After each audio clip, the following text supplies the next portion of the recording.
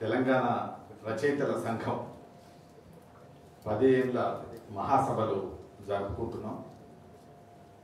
ఈ 10 ఏళ్ల మహాసభల సందర్భంగా ఈ సభకు వివిధ జిల్లాల నుంచి, హైదరాబాద్ జంట నగరాల నుంచి తెలంగాణ మీద అభిమానంతో, సాహిత్యం మీద అభిమానంతో విచ్చేసిన మీ అందరికీ హృదయపూర్వకమైనటువంటి నమస్కారాలు. ఈ 10 ఏళ్ల మహాసభ ప్రారంభ సభ అధ్యక్షత వహిస్తున్నటువంటి తెలంగాణ రచయితల సంఘం అధ్యక్షుడు ఆత్మీయుడు డాక్టర్ నాలేశ్వరం శంకర్ వారికి, ఈ సభలో మనందరికీ ఇష్టమైనటువంటి, పెద్దనైనటువంటి, అనుభవజ్ఞుడైనటువంటి, సుదీర్ఘ సాహిత్య చరిత్ర ఉన్నటువంటి నిఖిలేశ్వర్ గారు ఈ సభకు రావడం, సందేశం ఇవ్వడం అందరికీ ఆనందదాయకం. వారికి నమస్కారం. ఈ సభలో ప్రారంభోపన్యాసం ఎవరియాలి అనే దాని మీద చాలా సుదీర్ఘమైనటువంటి చర్చ చేసిన తర్వాత మేము పరాంకుశం వేణుగోపాల స్వామి సరిగ్గా ఉంటాడని నిర్ణయించాం.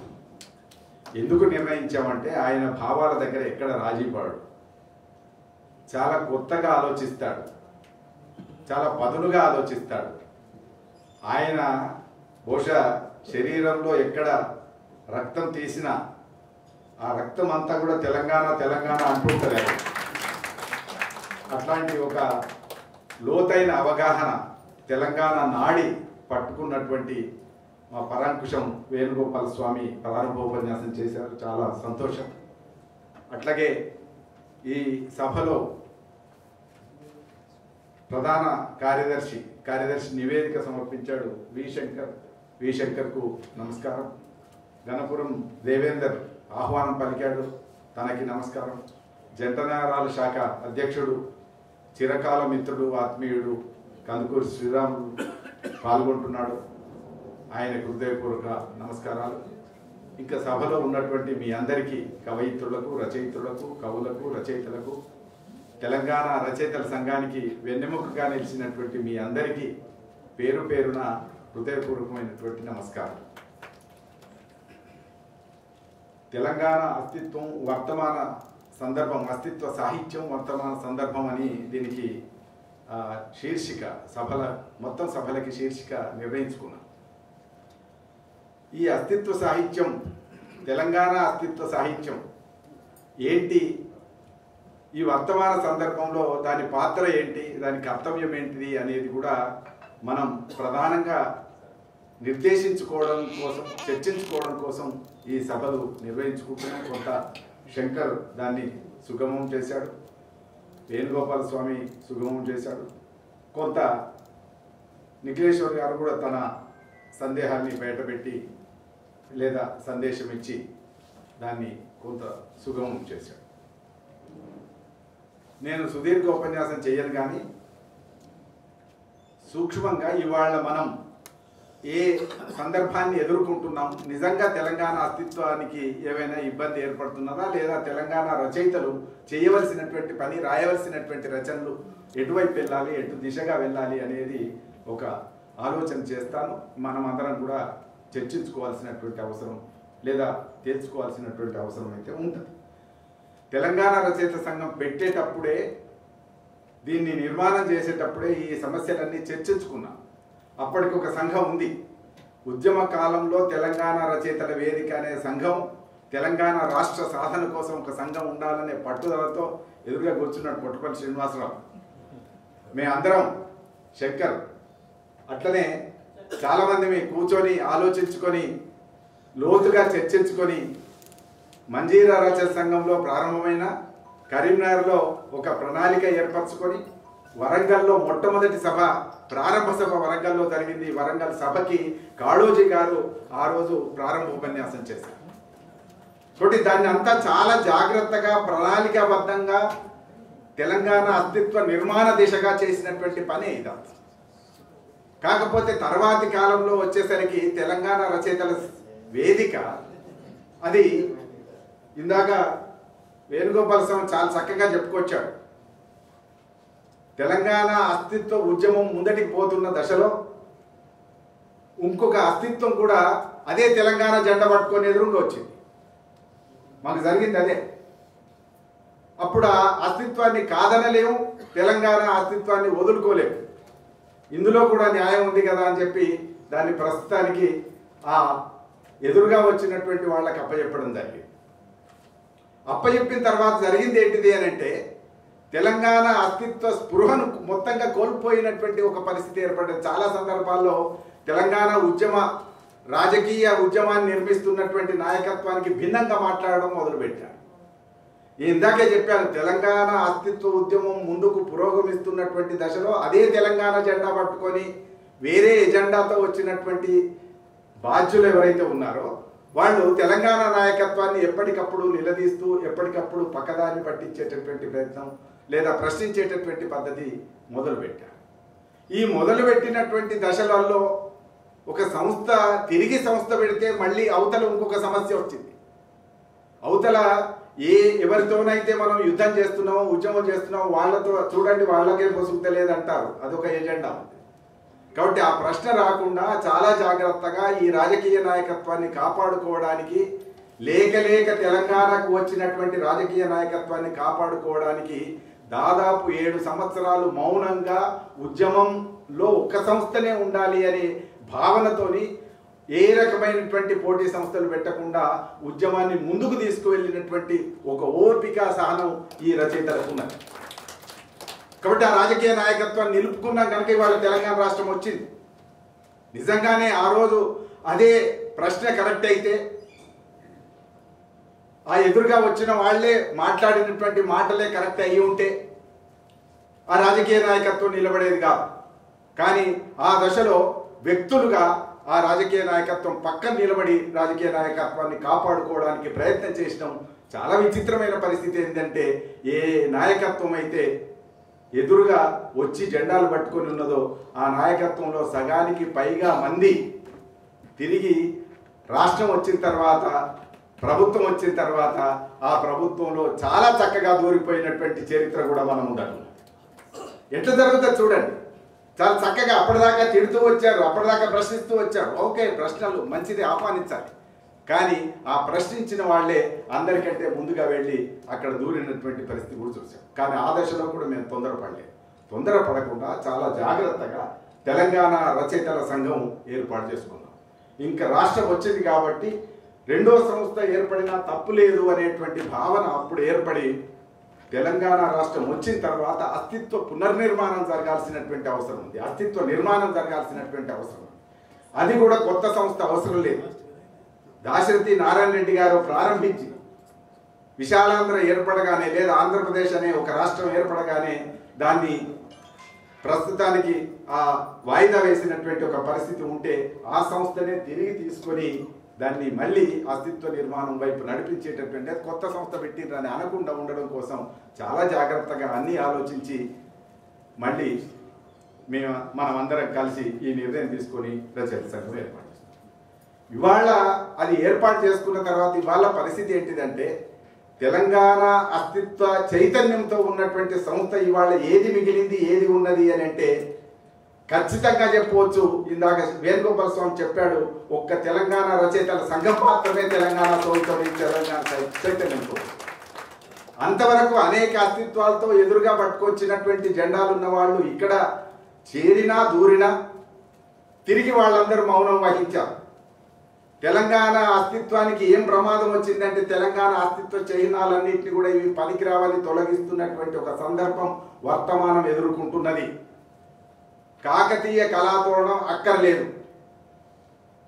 హైదరాబాద్ మత సహజీవనానికి సామరస్యానికి ప్రతీక అయినటువంటి చార్మినార్ అక్కర్లేదు. పాలపిట్ట అక్కర్లేదు. ఆఖరికి వాళ్ళు ఎక్కడి దాకా వచ్చింది అని అంటే బతుకమ్మ కూడా అక్కర్లేదు. మొన్నటిదాకా తెలంగాణ తల్లి చేతిలో బతుకమ్మ ఉంది, మనందరికి తెలుసు. చాలా జాగ్రత్తగా, అది ఉద్యమ కాలంలో, అది పార్టీ ప్రభుత్వంలోకి వచ్చినాక పెట్టింది కాదు. అది తెలంగాణ ఉద్యమ నిర్మాణంలో తెలుగు తల్లి ముక్కలవుతుంది అని అన్నప్పుడు తెలంగాణ తల్లి కూడా ఉంటుంది. తెలుగు తల్లి ముక్కలైతే మరి ఈ తెలంగాణ తల్లి ఎటు పోవాలని చెప్పి తెలంగాణ తల్లిని ఆవిష్కరించుకున్నటువంటి గొప్ప చారిత్రక సందర్భం అది. ఇవాళ చాలా లోతైనటువంటి అవగాహన చేసుకోవాల్సిన అవసరం ఉంది. తెలంగాణ తల్లి ఆషామాషిగా రాలే వేదిక మీదకి. మద్రాసు నుంచి విడిపోవడానికి విడిగా ఆంధ్ర రాష్ట్రం అవసరమైనప్పుడు ఆంధ్రమాత వచ్చింది. ఆంధ్రమాతను మనమేమి అనలేదు, ఆంధ్రమాత వచ్చింది, ఆంధ్రమాతను రాసుకున్నారు వాళ్ళు. ఆ ఆంధ్రమాత ఏమైంది, మళ్ళీ 52 తర్వాత 2 తెలుగు రాష్ట్రాలు హైదరాబాద్ ఆంధ్ర రాష్ట్రం 2 ఒకటి కావాలి అని అన్నప్పుడు ఆంధ్రమాత సరిపోదు కనుక తెలుగు తల్లి వచ్చింది. తల్లులు ఉంటారా జాతికి? ఏమో అనుకుంటే ఉంటారు. ఊహాత్మకం, భావుకత. ఒక జాతికి, ఒక మనిషికి తల్లి ఉన్నట్టే జాతికి కూడా ఉండాలి అనేటువంటి భావనతోని తెలుగు జాతి ఒకటి అని అన్నప్పుడు తెలుగు తల్లి వచ్చింది. ఈ తెలుగు తల్లి ముక్కలవుతుంది అనే వాదం ముందడికి తీసుకొచ్చినప్పుడు వచ్చిన తల్లి, లేదా ఆవిర్భవించిన తల్లి, లేదా రూపొందించినటువంటి తల్లి తెలంగాణ తల్లి. ఆ తెలంగాణ తల్లి చేతిలో బతుకమ్మ ఒక భాగం, జొన్నకర్ర పంట ఒక భాగం.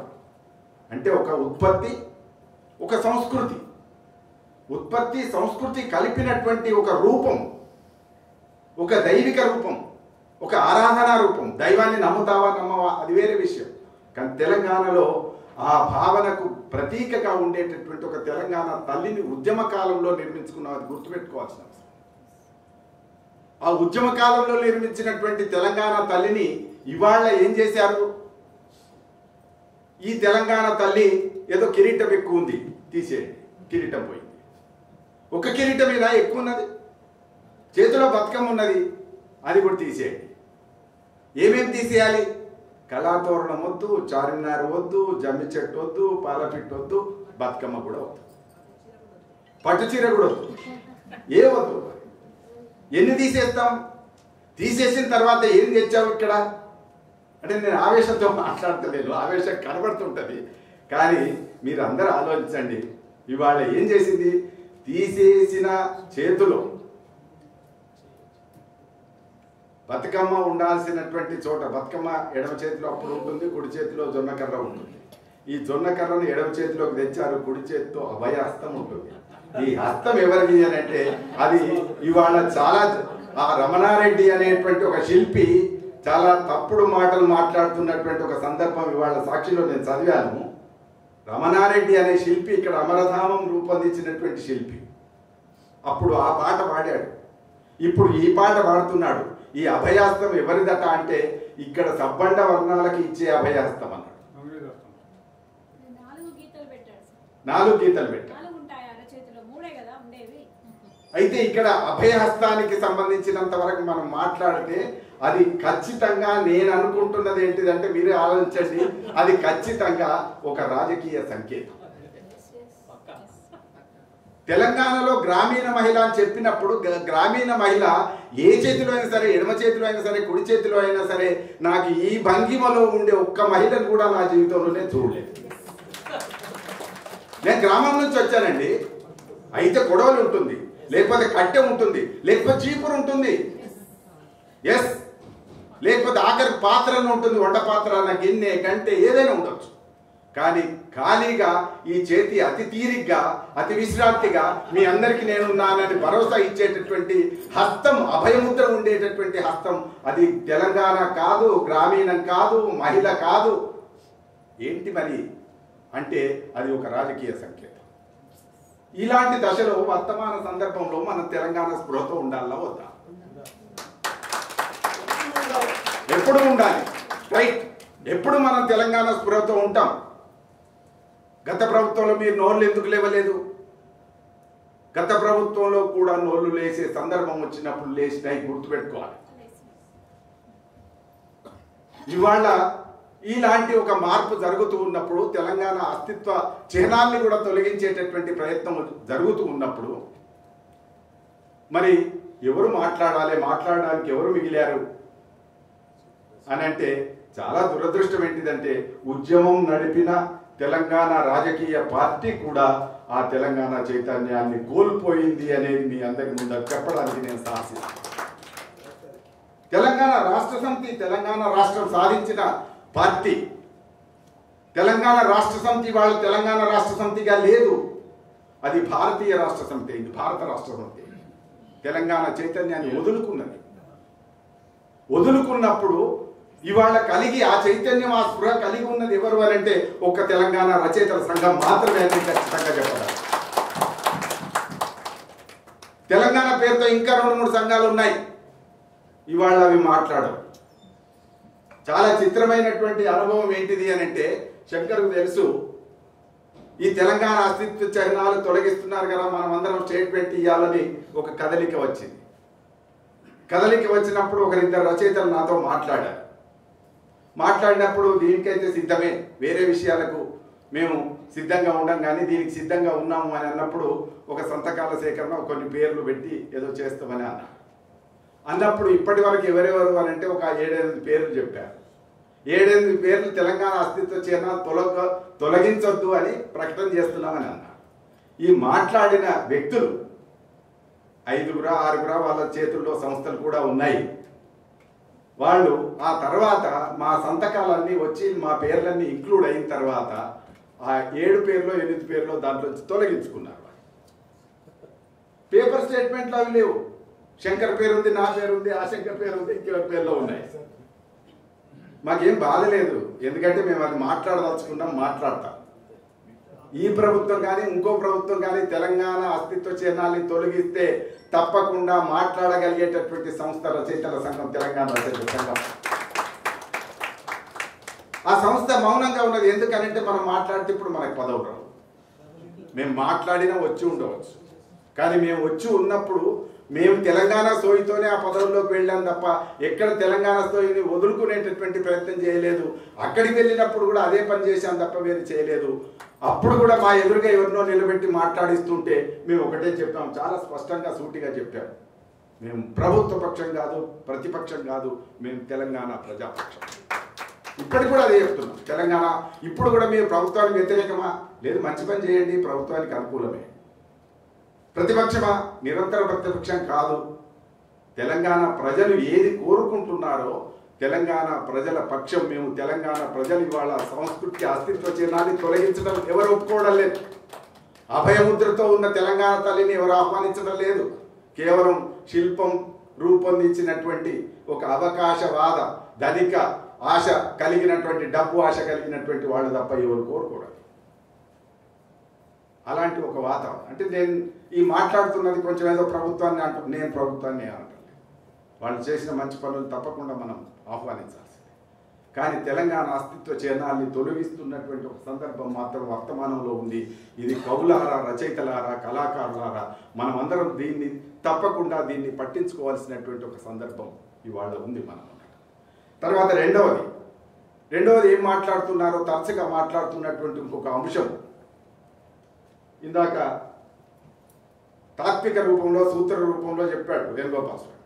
అవతలి వాళ్ళు ఎప్పటికీ మన మీద ప్రశ్న సంధిస్తూ ఉంటారు. ఇవాళ తెలంగాణ రచయితలకి ఏం రాయాలో తోస్తలేదు. తెలంగాణ రాష్ట్రం వచ్చింది, అప్పటి వరకు రాశారు, వీళ్ళు బాగా ఉద్వేగంగా పలికారు, గొంతులు విప్పారు, కవిత్వం రాశారు, కథలు రాశారు, అన్ని రాశారు. కానీ ఇవాళ తెలంగాణ రచయితలకు రాయడానికి సబ్జెక్ట్ లేదు అని అవతలి పక్షం నుంచి ఒక దాడి మీ దాకా వచ్చిందో లేదో కానీ నాకు చాలా సందర్భాల్లో ఉంది, మీ దాకా కూడా వచ్చి ఉంటాను. ఈ దాడి ఒకటి జరుగుతున్నది. తెలంగాణ రచయితలకు ఒక వస్తువు ఒక రోజున అయిపోయేది కాదు. తెలంగాణ అస్తిత్వ నిర్మాణం అనేది తెలంగాణ ఉన్నంతకాలం జరగవలసినటువంటి అంశం ఇది. తెలంగాణ ఉన్నంతకాలం తెలంగాణ జీవితం ఉంటుంది. తెలంగాణ జీవితం ఉన్నంతకాలం తెలంగాణ రచయితలకు వస్తువు కొరత లేదు. రాస్తారు వాళ్ళు, తెలంగాణ ప్రజల జీవితాలే రాస్తారు. తెలంగాణ ప్రజల జీవితంలో పడుతున్నటువంటి ఘర్షణలు రాస్తారు. అందుకని వాళ్లకు సరిగ్గా సమాధానం ఏంటంటే, తెలంగాణ ప్రజా జీవితాన్ని చిత్రించడానికి ఇక్కడి రచయితలకు ఏనాడు వస్తువుకు సంబంధించిన గొడవ లేదు. వీళ్ళు ఎదుర్కొంటున్నటువంటి పెద్ద సమస్య ఏంటిది అని అంటే, వీళ్లకు కళాత్మకత తెలియదు, శిల్పంగా మలచడం తెలియదు, రాయటంలో నైపుణ్యం తెలియదు అని ఎదుర్కొంటుంటాం. రాయటంలో నైపుణ్యం అనేది కూడా నీ చూసే దృష్టిని బట్టే ఉంటుంది తప్ప అది జీవితాన్ని ఆవిష్కరించడానికి మించిన శిల్పం లోకంలో ఏదీ లేదు. హృదయాన్ని ఆవిష్కరించడానికి మించిన శిల్పం ఏదీ లేదు. చాలా ఎక్కడి నుంచో దిగుమతి చేసుకొని అయోమయంగా ఉండి ఎవరికి అర్థం కానటువంటి శిల్పం అది. నా దృష్టిలో శిల్పమే కాదు, జీవితాన్ని ప్రతిబింబించని శిల్పం కాదు. ప్రాణంతో ప్రాణ పరిమళం అంటనటువంటి సాహిత్య కళారూపం అది ఎప్పుడూ సజీవం కాదు అన్నాడు ఒక రచయిత. ప్రాణ పరిమళం అంటాలి, ప్రాణం అంటాలి, నాడి కొట్టుకోవాలి. నాడి కొట్టుకోకపోతే అది కవిత్వం కాదు, అది కథ కాదు. కాబట్టి ఆ నాడి కొట్టుకోవడం అనేది వాళ్ళ ఖచ్చితంగా తెలంగాణ జీవితంలో ఉన్నది, తెలంగాణ రచయితలు రాస్తున్న సాహిత్యంలో ఉన్నది. కనుక రెండవ ప్రశ్నకు చాలా సందర్భాల్లో మాట్లాడుతున్నటువంటి విషయానికి తెలంగాణ వాళ్లకు ఎప్పుడు కూడా వస్తువు కొరత లేదు. తెలంగాణ వాదానికి ఎప్పటికీ ప్రాసంగికత ఉంటుంది. రాష్ట్రం వచ్చింది కదా, దీనికి ప్రాసంగికత లేదు, అవుట్డేటెడ్ ఇది కాదు. తెలంగాణ అస్తిత్వ నిర్మాణం అనేది తెలంగాణ ఉన్నంత కాలం కొనసాగుతూ ఉంటుంది. ఆ జీవితంలో ఉండే సంఘర్షణ, ఆ జీవితంలో ఉండే అనేక కోణాల్ని లేదా రాజకీయంగా, సామాజికంగా, సాంస్కృతికంగా ఎదురవుతున్నటువంటి అనేక సమస్యల్ని పరిష్కరించుకుంటూ ముందుకు పురోగమించాల్సినటువంటి ఒక స్థితి ఉంటుంది. కనుక తప్పకుండా దీనికి సుదీర్ఘకాలంగా వస్తువు కొరత ఉండదు. కాబట్టి ఇది రాస్తూ ఉండాలి. ఇది సృజనాత్మకమైనటువంటి ఒక ప్రయాణం. ఈ సృజనాత్మకమైనటువంటి ప్రయాణంలో ఒక చోట మజిలీలు ఉండవచ్చు, కానీ అంతిమ దశలు పులి స్టాప్లో లేకపోతే అక్కడి నుంచి సన్యాసం తీసుకోవటం అనేది, విరమణ అనేది దీనికి ఉండదు. అందుకని ఆ విషయం కూడా చెప్పాలి. ఇక మూడో విషయం ఏంటిది అని అంటే, ఇక్కడ సమాజం సామరస్యంగా జీవించేటటువంటి ఒక వాతావరణం. ఇందాక నిఖిలేశ్వర్ అన్ని భావజాలాన్ని ఎట్లా కలుపుకపోతారు, అన్ని భావజాలాన్ని కలుపుకపోవటం అంటే దాని అర్థం ఏంటిది అంటే, నాకు అర్థమైంది, నేను అర్థం చేసుకునేది చెప్తున్నాను. వారికి సమాధానం కాదు, వారికి సమాధానం చెప్పేంత పెద్దవాడిని కాదు. కానీ ఈ తెలంగాణ రచయితల సంఘానికి లేదా రచయితల సంఘం మార్గదర్శకత్వంలో రచన చేసే వాళ్ళకి ఎవరికైనా తెలంగాణ అస్తిత్వమే ప్రాధాన్యతగా ఉంటుంది, మొదటి ప్రాధాన్యతగా ఉంటుంది.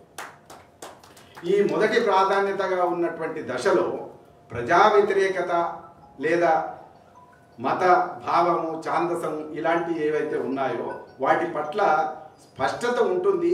కానీ ప్రధానమైనటువంటి అంశం అది కాదు. వాళ్ళతో కలుపుకపోవడం అంటే దాని అర్థం వాళ్ళని 24 గంటలు మన మెడలో వేసుకొని పోతామని కాదు. వాళ్ళు కూడా తెలంగాణ చైతన్యంతో ఉన్నప్పుడు వాళ్ళని కూడా కలుపుకుపోవాల్సినటువంటి పరిస్థితి ఉంటుంది. సమస్య ఇంకొకటి వచ్చినప్పుడు సామరస్య జీవనానికి తెలంగాణ సంస్కృతి అంటేనే ఒక సామరస్య జీవనం. అనేక రాజకీయ భావాలకు నిలువుగా ఉన్నటువంటి, వామపక్ష రాజకీయ భావాలకు కూడా నిలువుగా ఉన్నటువంటి సువిశాలమైనటువంటి ప్రజాస్వామిక వాతావరణం తెలంగాణలో ఉంటుంది. ఎన్ని గ్రూపులు ఉన్నాయో అన్ని గ్రూపులు తెలంగాణలో ఉన్నాయి, కానీ ఆంధ్రలో లేవు. లెఫ్టిస్టుల్లో కూడా ఎన్ని గ్రూపులు ఉన్నాయో అన్ని గ్రూపులు తెలంగాణలోనే ఉన్నాయి.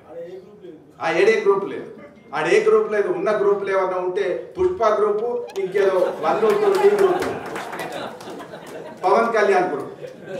ఇప్పుడు వాళ్ళిద్దరు ఒకటే కుటుంబం, వాళ్ళిద్దరు కొట్టుకుంటున్నారు.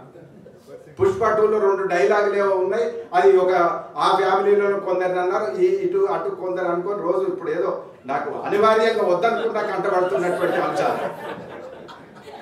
ఎక్కడ మొదలయ్యాడు? చేకువేర దగ్గర మొదలైనటువంటి వ్యక్తి, విప్లవం గురించి మాట్లాడినటువంటి వ్యక్తి పోయి చిట్టు చివరికి ఎక్కడ వచ్చాడు? ఇప్పుడు సనాతన ధర్మంకి ప్రతినిధి అయ్యాడు. అయ్యా, సనాతన ధర్మం నీకు అర్థమైందా? ఇట్లా సంస్కృతి లేనటువంటి లేదా ఒక స్పష్టత లేనటువంటి పద్ధతిలో ఆ ప్రాంతంలో చైతన్యం నడుస్తున్నది. ఇప్పుడు వాళ్ళెవరో కాదు, మన స్పష్టంగా అక్కడ ఒక అవగాహన ఉన్న రచయితలతో ఎవరితో నేను మాట్లాడుతున్నా కూడా వాళ్ళు అంటారు, మీ తెలంగాణ 100% బెటరు అంటారు. నాకు తెలుసు వాళ్ళు అంటున్నారు. ఎందుకనంటే ఇక్కడ పవన్ కళ్యాణ్ నుంచి ఆయన ఇంకో పేరేంది, అల్లు అర్జున్లోంచి బయటపడతలేరు వాళ్ళు. పుష్పలోంచి ఇంకో సినిమాలోంచి బయటపడరు. గబ్బర్ సింగ్ ఏదో ఉంటుంది, అలాంటి వాటిలోకి వెళ్ళి బయటపడతలేరు వాళ్ళు. అంటే అవి అంత బలంగా వాళ్ళని కమ్ముకొని ఉన్నాయి. ఈ కమ్ముకోనటువంటి ఒక గొప్ప ప్రజాస్వామిక సంస్కృతి, ఇంకా జీవితం నుంచి నేర్చుకున్నటువంటి సంస్కృతి తెలంగాణలోనే బతికి ఉన్నది, దాన్ని కాపాడుతున్నది తెలంగాణ. కాబట్టి ఆ సామరస్యానికి ప్రతీక అని నేను అనుకుంటున్నాను. తప్పకుండా ఇక్కడ సహజీవనం, 2 మతాల మధ్యన సహజీవనం, 2 కులాల మధ్యన సహజీవనం, ఇవన్నీ కూడా చాలా కీలకమైనవి. ఇవాళ ఇంకొక అంశం నేను ప్రధానంగా ఒక 2 అంశాలు చెప్పి నేను ముగిస్తాను. అంటే భోజనం టైం అయింది. ఇక్కడ తెలంగాణ సామరస్యం లేదా సహజీవనం, ప్రేమ, ఎవరొచ్చినా కూడా కడుపు చూసే ఇవాళ ఆంధ్ర నుంచి వచ్చిన సెటిల్ అయినటువంటి వాళ్ళను కూడా మీరు ఎప్పుడైనా ప్రైవేట్గా అడిగి చూడండి, తెలంగాణ నాకు అన్నం పెట్టింది అంటారు. నేను తిన్నా ఇక్కడి నేలను అంటారు. నేను విన్నాను ఆ మాట. కానీ ఇవాళ అంత ప్రేమగా ఉండేటటువంటి చోట విద్వేష బీజాలు నాటడానికి విశ్వ ప్రయత్నం నడుస్తున్నది. ఈ విద్వేష బీజాలు ఏ రూపంలో ఉంటాయి? ఇందాక వేణుగోపాల స్వామి చాలా చక్కగా అనిపించింది. మనల్ని మన మీద మనల్నే దండెత్తేటటువంటి విద్వేష బీజాలు ఉంటాయి. తెలంగాణ తల్లి విగ్రహం పెడుతున్నారు. మాకు అది చేతిలో బతుకమ్మ ఉంటుందో లేదో అప్పటికి తెలియదు. లేదు, అప్పటికి తెలియదు అన్న. మొన్న ఒక వారం 10 రోజుల కింది వరకు నాకు తెలియనప్పుడు మేము ఆ దాశరథి గురించి మాట్లాడుతున్నప్పుడు దాశరథి అక్కడ ఉన్నారు.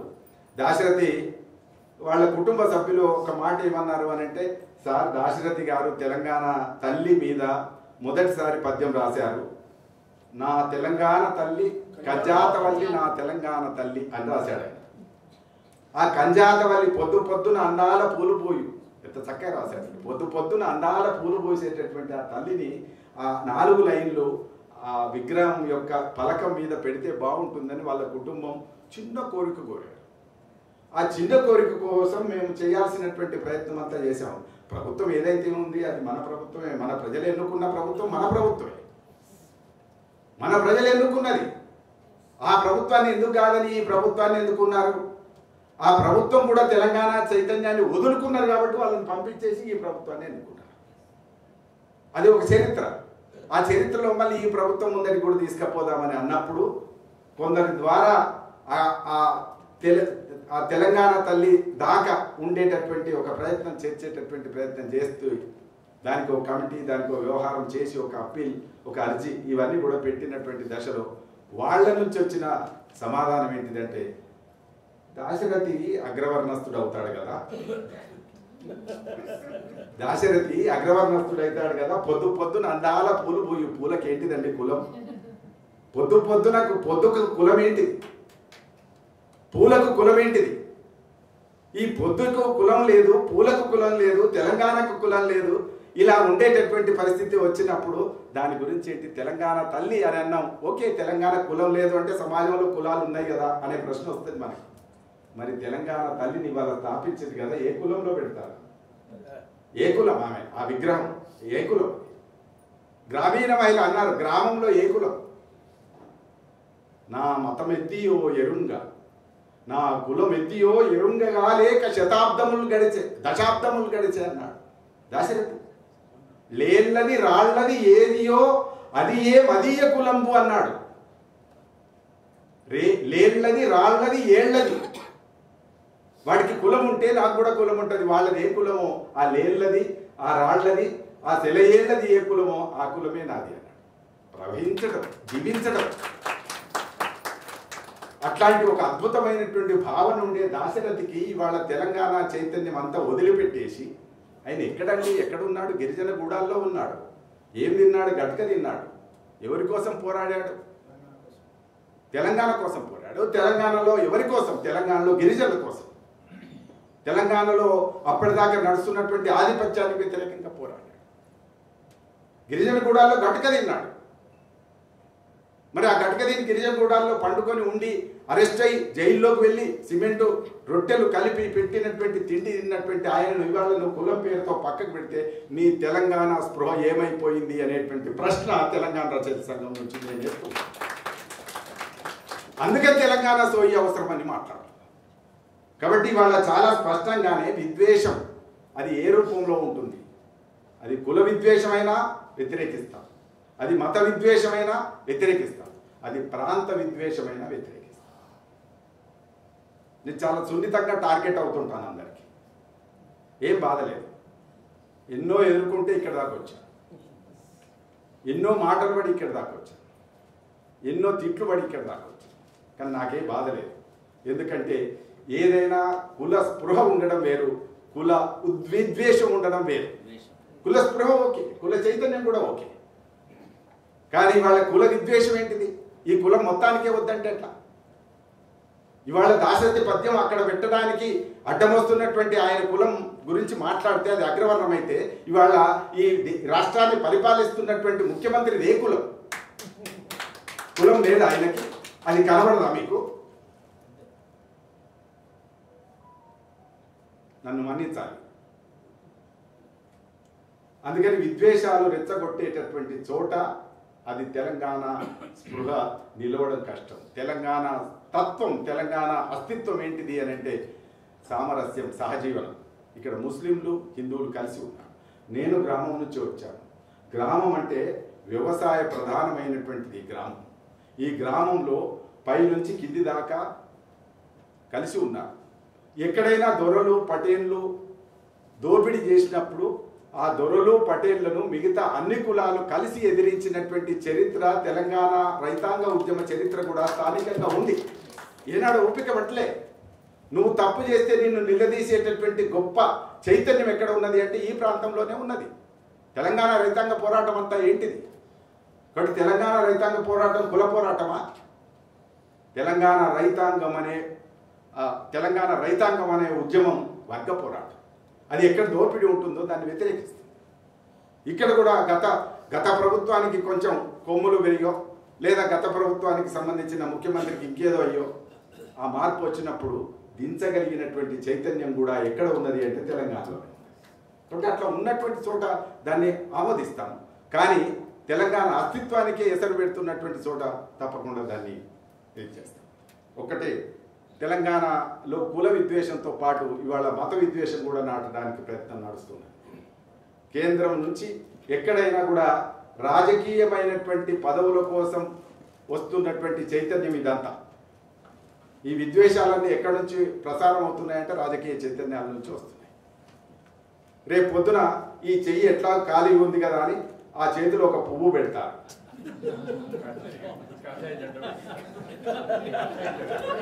నేను అనలేదు సార్ అన్నాడు. నేను అనడానికి జంకాను సార్ అన్నాడు. ఒక పువ్వు పెడతారు, లేకపోతే ఒక జెండా పెడతారు. అప్పుడు తెలంగాణ తల్లి ఎన్ని రకాలుగా ఉంటుంది? తెలంగాణ తల్లి కాంగ్రెస్ తల్లా, బీఆర్ఎస్ తల్లా, లేదా బీజేపీ తల్లా, లేదా ఇంకేమన్నా పార్టీ ఉంటే ఆ తల్లి. పార్టీ మారుతుంటే తల్లుల రూపాలు మారుతాయా? ఇవన్నీ రచయితలారా మీరు ఆలోచించండి. నేనే ఫైనల్గా చెప్పడం లేదు. ఇవన్నీ మనం పట్టించుకోవాల్సిన అవసరం. ఎవరు మాట్లాడరండి. బహుశా నాకు తెలిసినంత వరకు రచయితలంతా, కవులంతా నిష్కల్మషమైనటువంటి వ్యక్తులు భూమి మీద ఇంకెవరు లేరండి. అది చాలా ఆశ్చర్యం కనబడుతుంది. కానీ ఇప్పటికీ అమ్ముడుపోని వ్యక్తులు, అమ్ముడుపోని రంగం ఏదైనా ఉంటే అది సాహిత్య రంగం. డెఫినెట్గా చెప్తాను. చాలా చోట్ల అమ్ముడుపోయినారు, పదవి తప్ప ఇంకోటి లేదు. కానీ ఇక్కడ ఉండొచ్చు, పదవులు మన చుట్టూ పోతుంటాయి, ముందరికి పోతాయి, వెనుకకు వస్తాయి, ఒక వ్యక్తి పోతాడు వస్తాడు. కానీ మొత్తంగా రాజకీయ రంగం కంటే, రాజకీయ రంగం ఎంత లాలూచి పడుతున్నదో అలాంటి ఒక రంగం కంటే చాలా చైతన్యంతో ఉండేటటువంటి రంగం ఇప్పటికి కూడా సాహిత్య రంగం. సినిమా రంగం వ్యాపారమయమైపోయింది. సినిమా రంగం అంతా డబ్బుల కోసమే. 100 కోట్లు వస్తాయా, 200 కోట్లు వస్తాయా? ఒకవేళ పొరపాటున బాక్సులన్నీ మూసుకోవాల్సిన పరిస్థితి వస్తే, హాల్లో ఎవరు లేకపోతే నెత్తికి చేతులు పట్టుకొని 600 కోట్లు పోయినాయి, 500 కోట్లు పోయినాయి అని మాట్లాడుతుంటారు. కానీ కోట్ల గురించిన చర్చ లేకుండా, ఓట్ల గురించిన చర్చ లేకుండా, కుర్చీల గురించిన చర్చ లేకుండా, కేవలం ప్రేమ గురించి, కేవలం కవిత్వం గురించి, కేవలం సాహిత్యం గురించి, కేవలం జీవితం గురించి, కేవలం మంచి సమాజం గురించి మాట్లాడే ఆదర్శవంతమైనటువంటి రంగం ఏదైనా ఉంటే అది సాహిత్య రంగం. కాబట్టి ఆ సాహిత్య రంగంలో మనం ఉన్నాం కనుక మన రంగాన్ని కాపాడుకొని అస్తిత్వ నిర్మాణం చేసుకోవాలని నేను కోరుకుంటూ, చివరిగా ఇంకొక పాయింట్ ఏమనుకున్నానంటే, ఇవాళ తెలంగాణ భాష చాలా సంతోషం. చాలా సందర్భాల్లో ఇప్పుడు మనోళ్ళు 2014లో తెలంగాణ రాగానే, ఇందాక నాకు పరంకుశం చెప్పిన మాటలు ఎంత సత్యంగా కనబడుతున్నాయి అంటే, తెలంగాణ రాష్ట్రం రాగానే ఒక భావం నిర్మాణమైంది. ఈయనేమో సరిగ్గా ఉండడు అప్పుడున్న పాలకుడు. కాబట్టి యుద్ధం నుంచి ఏమొచ్చిందంటే, గీంత దానికి తెలంగాణ అవసరమా? అనవసరం తెలంగాణ. గిట్లా అనుకుంటే తెలంగాణ ఉద్యమంలో మేము ఉండకపోదు. తెలంగాణ వచ్చి ఏం చేసింది? ఇప్పుడు తెలంగాణ ఎందుకోసం కొట్లాడినాం, అవసరమేంటి తెలంగాణ అవసరం, ఇదంతా మాట్లాడిన వాళ్ళు ఎవరంటే చాలా జాగ్రత్తగా గమనిస్తే వీళ్ళు ఎవరు స్థానికులు కాదండి, వీళ్ళెవరు స్థానికులు కాదు. ఉద్యమం ఉధృతమైన 2010 తర్వాత ఉద్యమంలో కలిసినటువంటి స్థానికేతరులు దీంట్లో మాట్లాడినటువంటి వాళ్ళల్లో ఉన్నారు. మీరు చాలా జాగ్రత్తగా గమనించారు. నేను పేర్లు కూడా చెప్పగలను, ఈ మాట్లాడిన పేర్లు. ఒకటి తెలంగాణ ఎందుకు అని మాట్లాడినటువంటి వాళ్ళు ఇవాళ రాష్ట్రం వచ్చింది, చాలా సంతోషం, అందరం ఆనందించాం. రాష్ట్రం వచ్చి ఏం మార్పు తెచ్చింది అని 24 గంటలు మాట్లాడుతుంటారు. కానీ ఇవాళ తెలంగాణ భాష హీరోల భాషగా మారింది, ఒప్పుకొని తీరాల్సిన అవసరం. తెలంగాణ భాష హీరోయిన్ల భాష, హీరోల భాష. ఈ తెలంగాణ ఒక ప్రధానమైనటువంటి భాష. భాషలు మాట్లాడడానికి ఎవరు నామోషిగా అనుకోవడం లేదు. తెలంగాణ భాష గర్వంగా మాట్లాడుకునే ఒక వాతావరణం ఇవాళ ఏర్పడింది. చాలా సంతోషం. తెలంగాణ భాష హీరోలకు హీరోయిన్లకు ప్రధాన పాత్రలకు పెట్టేటటువంటి ఈ దశలోనే రచయితలను మరొకసారి మన స్పృహతో చైతన్యంతో ఉండాలని ఎందుకు అంటున్నా అంటే ఇవాళ మార్కెట్లో తెలంగాణ భాష సరుకుగా మారింది. ఎవరు రాస్తున్నారు? ఆంధ్ర రచయితలు తెలంగాణ భాష నేర్చుకొని మాట్లాడుతున్నారు. చాలా చూడండి, అది ఎక్కిరించినట్టే ఉంది. జగన్ కరెక్ట్ చెప్పాడు. నేను ఈ మధ్య మొన్న ఈ ఆటా సభలకు నేను వెళ్ళాను, పిలిచారు, గెస్ట్గా పిలిస్తే వెళ్ళాను. వెళ్తూ ఉన్నప్పుడు నాతో పాటు ఒక పుష్ప 2కు రాసిన రచయిత ప్రయాణం చేశాను. పుష్ప 2 రచయిత అని చాలా గర్వంగా చెప్పుకున్నాడు. సరే, సంతోషం. పుష్ప 2 రచయిత అంటే ఆ గర్వం వేరే ఉంటుంది. నువ్వు తెలంగాణ ఉద్యమం 20 ఏళ్ళు చేసినా ఆ గర్వం మనకు. కానీ పుష్ప 2 రచయితకు మాత్రం కాలర్ ఎగిరేసేంత గర్వం ఉంటుంది. ఒకవేళ పొరపాటున సినిమా కుప్ప అయితే కాలర్ మొత్తం జారిపోయేటట్టు. కానీ తెలంగాణ ఉద్యమంలో పనిచేసిన వాడి యొక్క తల లేదా ఆ కీర్తి లేదా ఈగో అనలేను, ఆ చైతన్యం ఎట్లా, ఆ స్పృహ ఎట్లాంటిది అని అంటే అది ఎవరు వంచినా తల వంచనటువంటి చైతన్యం. కానీ డబ్బుతో వచ్చినటువంటిది ఏంటిది అంటే వాళ్ళ తెలంగాణ భాష నేర్చుకొని దీన్ని పదం ఏమంటారని పొట్లపల్లి శ్రీనివాసరావుని అడిగో, నెల్లూరు రమాదేవి గారిని అడిగినో, కొండపల్లి గారిని అడిగో, దీన్ని ఏమంటారు ఈ తెలంగాణ